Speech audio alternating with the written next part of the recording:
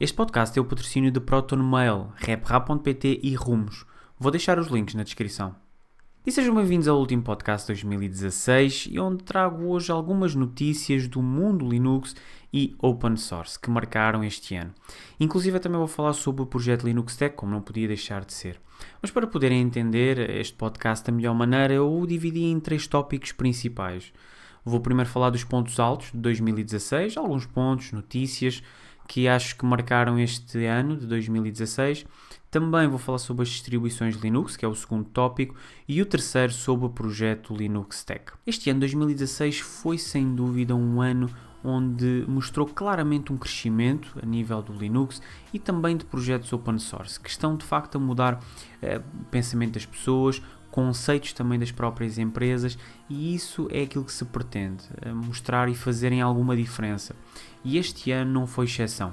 Um dos pontos altos foi o 25º aniversário do Linux, e fazendo a comparação com aquilo que ele era inicialmente, portanto era apenas um hobby que foi desenvolvido por um universitário na altura, mas passou disso a uma escala global, atingindo então um recorde este ano de acima de 2% de pessoas, a caminhar para os 3% de pessoas a nível mundial que usam GNU Linux como sistema operativo em casa, o que é de facto um aumento muito grande em comparação com os anos anteriores. Também um outro ponto alto que achei foi relacionado com a Microsoft.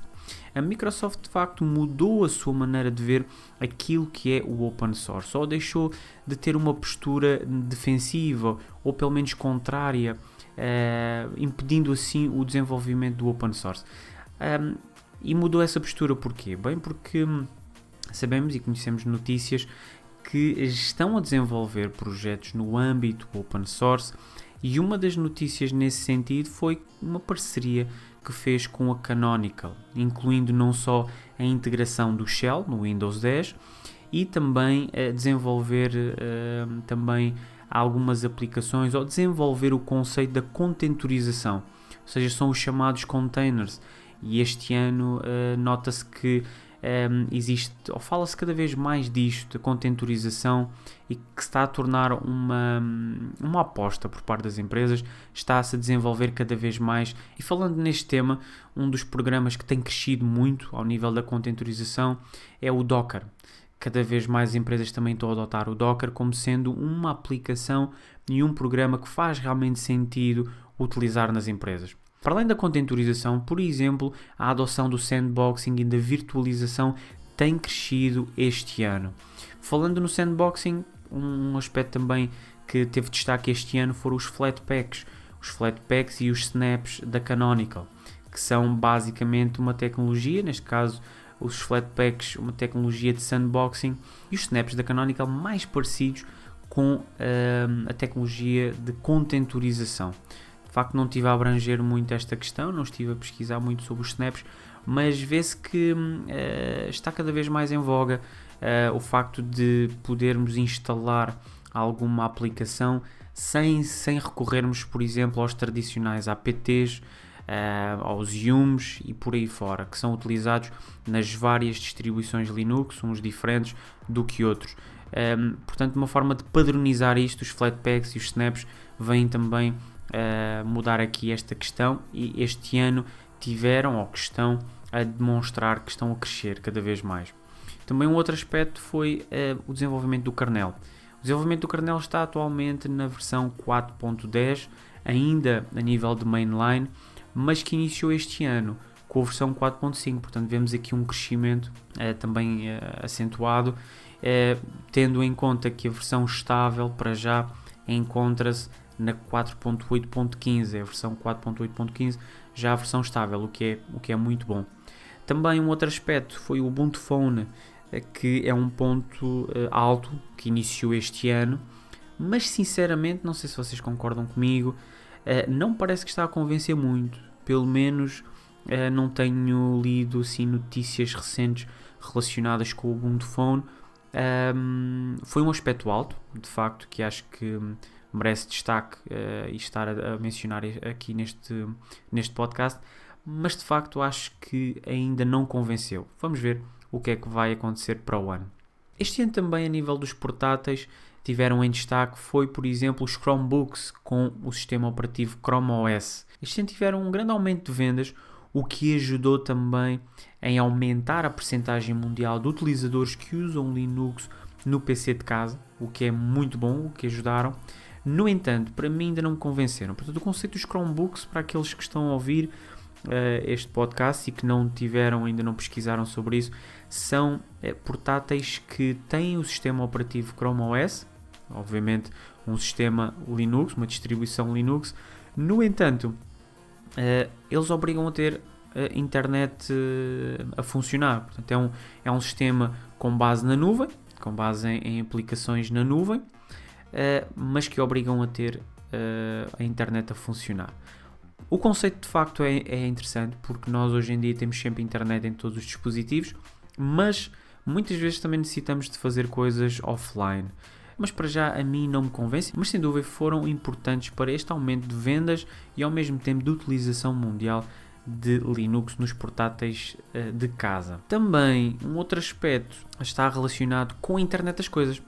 A internet das coisas tem vindo a crescer a olhos vistos e está tudo de certa forma a desenvolver coisas nesse sentido, não só o Windows, mas também o Linux. Existem muitos projetos open source que estão a revolucionar e que estão a revolucionar a forma como nós interagimos com as coisas, como os dispositivos interagem entre eles, e portanto esta é uma visão que está a aumentar e que aumentou bastante este ano e que vai ter tendência nos próximos anos a aumentar. Por isso, o aumento de projetos open source, pelo menos a previsão que tenho para já para 2017, vai continuar não só a aumentar, mas também aqueles projetos que já existem, acredito que vão continuar a desenvolver-se assim como têm feito.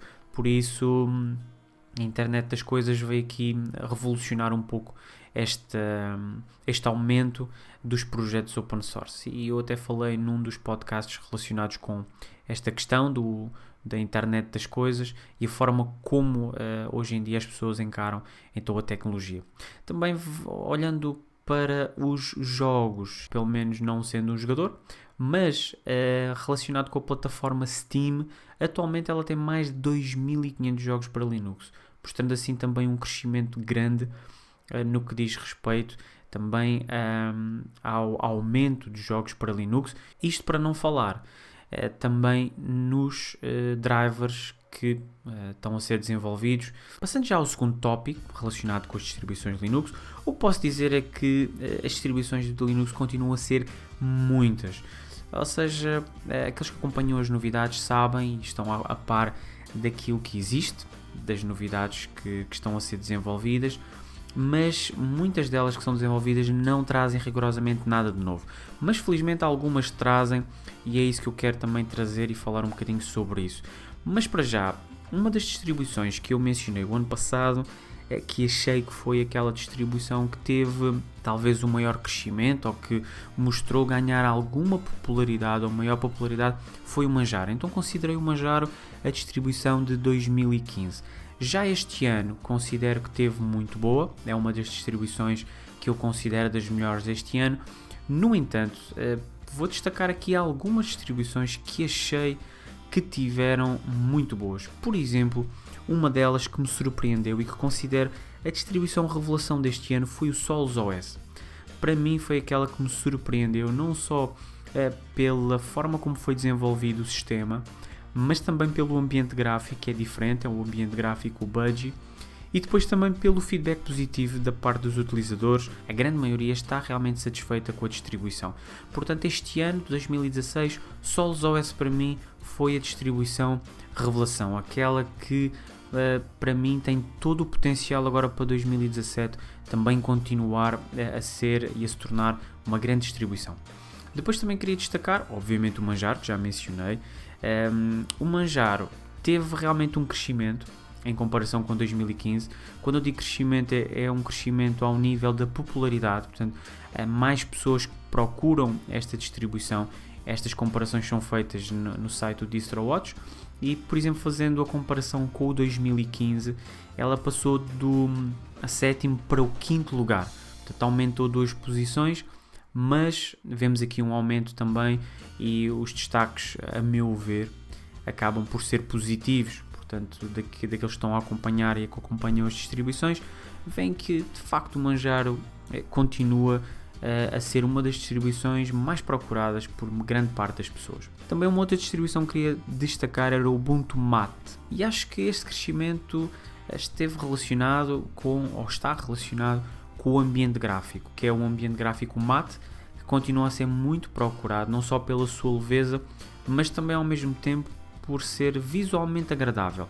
Não é obviamente um ambiente gráfico comparado a um Cinnamon ou um Budgie, mas é leve, e isso faz com que o sistema talvez seja muito procurado. Notei esse aumento de 2015 para 2016, houve de facto este aumento no Ubuntu Mate, por isso considero uma daquelas distribuições que teve impacto este ano. Uma outra distribuição foi o Zorin, em que fez este ano o lançamento do Zorin 12 e que aumentou em grande a sua procura. E porquê? Bem, porque o Zorin 12 veio dar uma vida às anteriores versões. Também uma outra distribuição que está relacionada com o Pentest, que teve um crescimento também muito grande na procura, foi o Parro Linux. Esta distribuição fiz já há pouco tempo um vídeo relacionado com ela, e só para ter uma ideia, em 2015 esta distribuição no DistroWatch nem no top 100 estava. Ou seja, a procura desta distribuição, para já é uma distribuição recente, se não estou em erro tem 3 anos de existência, e talvez não tenha sido, ou não havia muito conhecimento sobre ela. Em 2015, como estava a mencionar, devia estar por volta para aí estava mais ou menos a 170, na posição 170, mais ou menos. Mas que atualmente está na posição 72, já entrou no top 100, onde teve realmente uma popularidade brutal, e portanto está a dar cartas para competir talvez com um Backbox ou com um Kali. Estes dois são mais robustos, em especial o Kali, mas o Parro Linux, gostei da forma como eles desenvolveram o sistema, tem o ambiente gráfico mate, portanto é muito leve o sistema, e por isso é mais uma distribuição ao nível de Pentest que teve o seu destaque este ano em 2016. Também uma das distribuições que não passou ao lado, que tem vindo a crescer muito, é a distribuição brasileira, ou do Zero. E porquê é que eu quis destacar esta distribuição também aqui numa das melhores de 2016? Porque mais pessoas estão a conhecer o potencial da distribuição do Zero, em que tem um foco não só em utilizador doméstico, mas também no utilizador da IT, ou mesmo num utilizador que quer aprender a utilizar o sistema. Por isso é uma distribuição que considero que teve o seu ponto alto este ano, mas que espero tenham um ponto maior no lançamento da versão 2.4 em janeiro. Portanto, fiquem atentos a esta distribuição, acredito que ainda tem muito para dar. Mas para mim, aquela distribuição que me encheu as medidas no que diz respeito à estabilidade e à compatibilidade, para mim foi o Fedora 25. A nova atualização, ou a atualização que o Fedora fez muito recentemente, para mim foi das distribuições melhores. Eu testei e foi a única até agora ao momento que, ao testar, não tive nenhum problema, não tive nenhum erro, não tive nada que possa apontar ao sistema. Mas não foi só pela estabilidade e compatibilidade que considero o Fedora como sendo a melhor distribuição de 2016, mas também pelo facto de continuar a estar e a ser uma distribuição pioneira a nível das novidades. E quando digo novidades, por exemplo, no que diz respeito ao servidor gráfico Wayland. Portanto, ela foi a primeira que coloca um servidor gráfico, o Wayland, ativo por defeito. Por isso ela continua a estar à frente nas novidades e olhar já para a frente. Portanto, para além destas distribuições que mencionei, existem muitas outras, mas o meu top primeiro, ou a minha primeira escolha, vai sem dúvida para o Fedora 25. E o terceiro e último aspecto está relacionado com o projeto Linux Tech. E porquê é que eu quis mencionar isso? Bem, porque este ano também houve um crescimento no projeto. É verdade que foi o primeiro ano, para já, mas ao longo deste ano houve alguns altos e baixos, nem sempre foi fácil conciliar tudo, os meus afazeres pessoais, juntamente com este projeto extra, porque isto é um projeto que foi desenvolvido por mim, que é apenas uma só pessoa, não só nas pesquisas, gravações de vídeo, de áudio, edição de vídeo, partilhar no website, nas redes sociais, enfim, é preciso muita coisa, ou é preciso tentar conciliar tudo para todas as semanas trazer pelo menos alguma informação. Felizmente este ano um dos pontos altos do projeto Linux Tech foi os patrocínios, que é o ProtonMail, o RepRap.pt e a Rumos, que me ajudam a continuar com este projeto. Também um outro aspecto alto